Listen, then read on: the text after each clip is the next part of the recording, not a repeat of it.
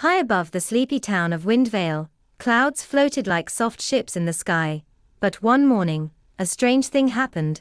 A shiny silver key fell from the clouds.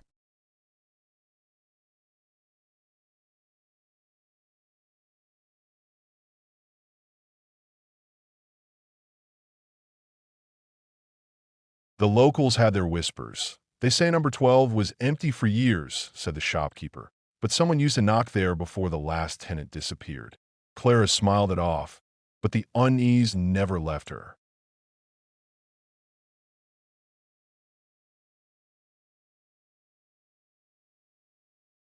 Studio microphone narrator. Evan couldn't help himself. He tried the door. Locked, he searched around and found a rusted key on the floor, half buried in dust. It fit perfectly. Yes, the door creaked open. The cold hit him like a wave. Inside, the walls were covered with drawings. Dozens of them. Crude sketches of a little girl. The same one from the portrait, but in each drawing, her eyes were gone, scratched out with something sharp. In the center of the room was a small wooden chair, and on it sat the black doll. Studio microphone, Evan. Uneasy, who left you here? He reached out and touched the doll. Its head turned by itself. She's still here, it whispered.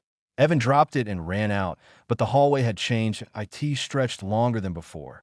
The doors were gone, the house had shifted. Studio microphone narrator.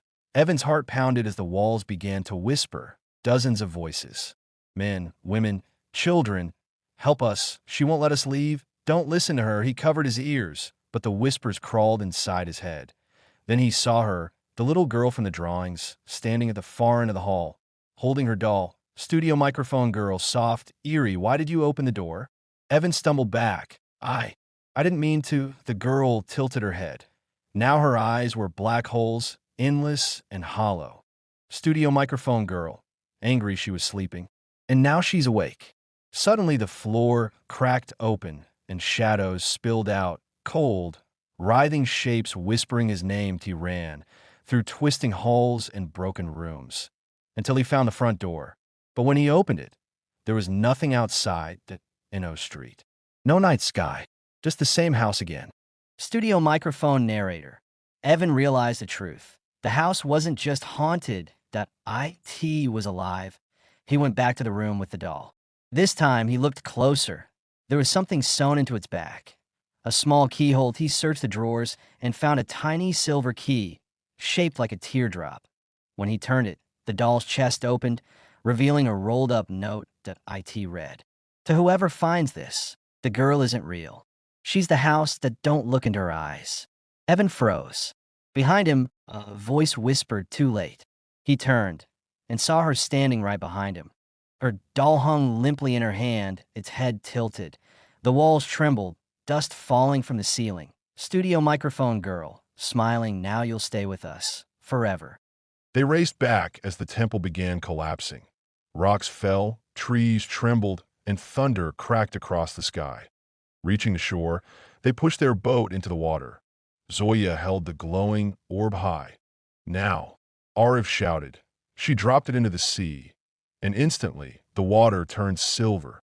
The fog lifted, the island shimmered, then began to vanish, piece by piece, into the waves as they drifted away. Arif saw Kalem's figure fading with a peaceful smile. The ocean was calm again. When they reached home, no one believed their story, until Arif showed the empty bottle and the half map, now turned to dust. But one thing remained, a tiny shell, glowing faintly with silver light. Zoya smiled. Proof enough for me. They looked out at the IT was calm, quiet, as if it had told its story and gone back to sleep. And from that day on, whenever the tide whispered, Arif and Zoya listened carefully, because the ocean always had another secret to tell. Desert Island moral. Courage and friendship can uncover even the deepest mysteries, but only those who listen to the whispers of the world will truly understand its secrets.